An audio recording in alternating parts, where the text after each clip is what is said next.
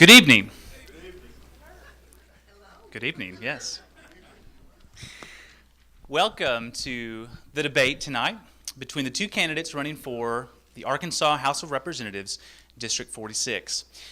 Tonight's debate, as you probably all know, is sponsored by the Daily Citizen and hosted here at Harding University. We are certainly glad that you are here participating in what I believe to be one of the more exciting parts of the democratic process, and that is public debate.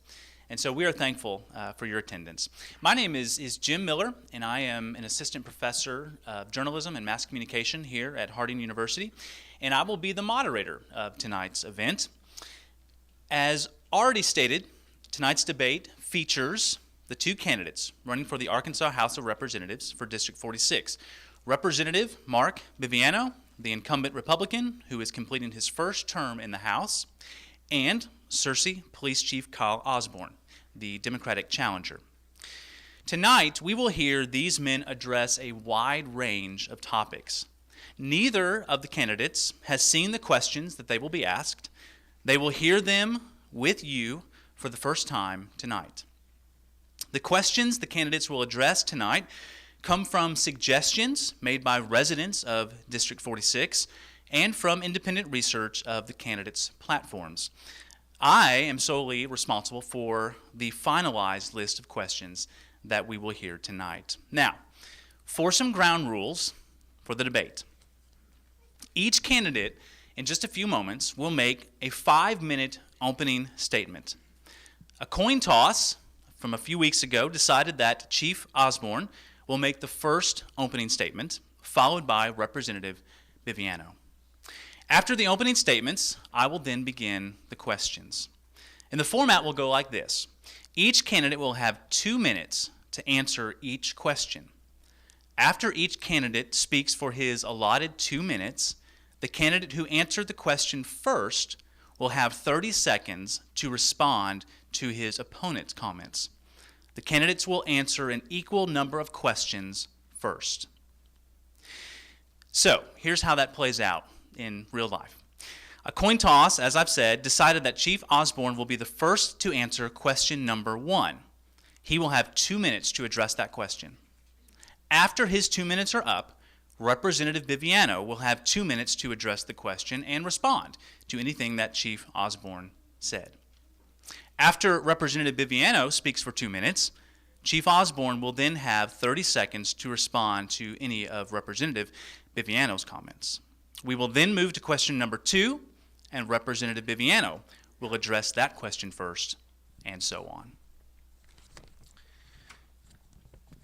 The candidates know that this moderator will interrupt them if they speak past their time limits.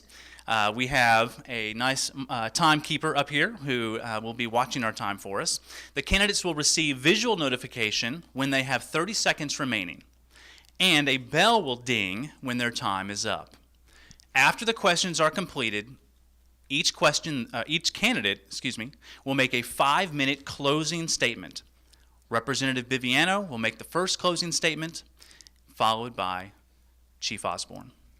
Tonight's debate will last about 90 minutes, and we have a request. We would like to ask that you hold any applause or any other public response to when the candidates enter and exit the stage only. This obviously is so that everyone can hear the candidates' responses and so the candidates can maximize their limited amount of time to address each question. So, now that we have those formalities out of the way, I'd like to ask you to take advantage of one of those opportunities to applaud and welcome with me the candidates for the Arkansas House District 46 position, Representative Mark Viviano and Chief Kyle Osborne.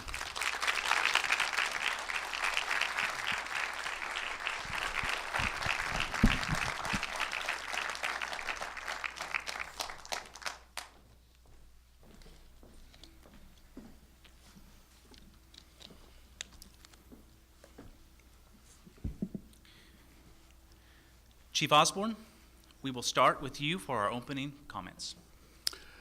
Good evening, ladies and gentlemen. My name is Kyle Osborne, and I would First of all, I'd like to thank each and every one of you for coming out tonight. I appreciate Harding University and the Daily Citizen for having this event. I'm not going to stand up here and bore you with a long, drawn-out political speech. None of you want to hear that. In order to do that, I would have to be a politician. I'm not. I'm a police officer. I've been a police officer for 32 years. That's all I know. That's all I've ever done. But it has been a true honor to serve for the last 32 years as I prepare to retire in December and hopefully start a new career. I am asking for your support to continue to serve you at the state capitol as your representative. It's time we had a little law enforcement at the state capitol, and I think most of you will agree with that. I want to be your representative, go to Little Rock, serve alongside of our hometown boy, Governor Beebe, and finish cutting the grocery tax completely. We know it can be done. I want to help him keep Arkansas as one of the few states that has not had a budget deficit during this recession we're currently in. I want to help him do the things to help the students and the teachers and continue to improve our public education. We are currently ranked 5th. If you go to the Arkansas Department of Education website, you can look at that the same way I did.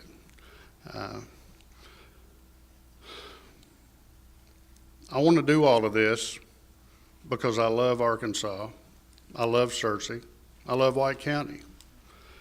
I'm not beholden to any special interest groups out of Washington, D.C.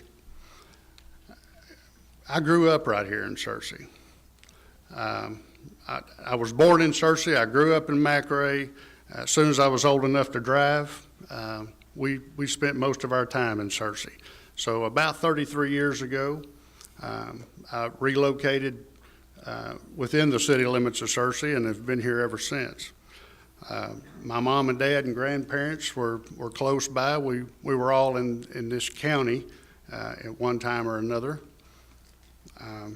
Dad retired from the Navy. My mother retired from Eaton now. I think it was Sperry Vickers when she retired a few years ago. My dad passed away a few years ago, but I still look up to him. He was a veteran, and I appreciate that for what they did and what they do now. As a police officer, I work every day to protect the people of Searcy and White County. I started out as a patrolman. 30 years later, I'm the police chief. It takes a lot of hard work. I've attended training all over the United States. The FBI Academy in Quantico, Virginia, the Drug Enforcement Agency. They also train in Quantico, Virginia, but they have training all over the United States. I attended one in Memphis there. Any opportunity to attend training to secure and safeguard the people of Searcy, I assure you, I've done everything in my power to attend that training. When I became chief 5 years ago, one of the first things I attempted to do was double the training budget. That's been extremely successful. Training all of these police officers. In 2001, I was named administrator of the Central Arkansas Drug Task Force. In the last few years, our drug arrests have increased tenfold. In 2007, when I became chief, one of the first things that I was able to do is take police officers that were assigned to desk jobs and put them on the street. We were able to add a couple of police officers, put them on the street, put them in the neighborhoods where you live.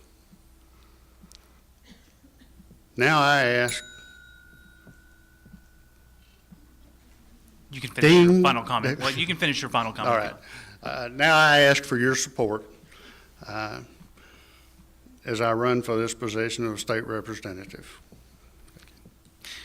Representative Biviano, your opening statement, please. Thank you. Can I ask a logistic question first? Sure. Before you start my time? I want to make sure the altitude is adjusted right in this room. You got to love Al Gore, right? Listen, I want to thank the Daily Citizen for sponsoring this event tonight and giving us the opportunity to share our views with the people of this state and the people of District 46. I also want to thank Mr. Miller, the moderator, for taking his valuable time and being involved in this in Harding University. And I want to thank everybody in the audience. It's really important that you're interested and involved in this process, and I hope more people in this state will get involved in the political process. And finally, I want to thank my family, my wife Barbara of 30 years, and 2 of my children that are here tonight, who are one of the main reasons I got involved in this in the first place. Involved. It's an important word in my mind. The reason I decided to be here tonight, the reason I ran the first time, the reason I'm running for re-election is because of my desire to be involved, my desire to serve, my desire to make a difference. I'm not here, I'm not running to fill a spot for a particular political party or as a favor to a friend. I'm here running because I want to make a difference in this state. I want to ensure that my 3 children have a better opportunity in Arkansas in the future. In my first term, I was engaged, I was involved, and I worked hard at understanding the issues. I believe I made contributions that represented the values and the beliefs of the families in this community. You see, to be an effective legislator, you have to want to serve. We have too many push-the-button, rubber-stamp legislators in Little Rock right now. My record will show my willingness to take on the tough issues and not just follow the status quo. I was honored when my peers, both Democrat and Republican, selected me as the chairman of the freshman class, the first Republican in Arkansas legislative history to receive that position. Now, what do I believe in? I believe in a smaller, more efficient government, lower tax burdens, educational reform, and choice. I believe in a health care system run by the private industry and not the federal government. And I believe in policies that are pro-business that will create jobs in Arkansas. Now, some politicians in Arkansas tell you that we're doing just fine, that the policies we have today, we shouldn't change any directions. They tell you this as we have lost a record number of jobs, 38,000 private sector jobs just in the last 5 years. They tell you this as we continue to grow our entitlement programs. Soon, 50% of Arkansans will be on some form of public aid.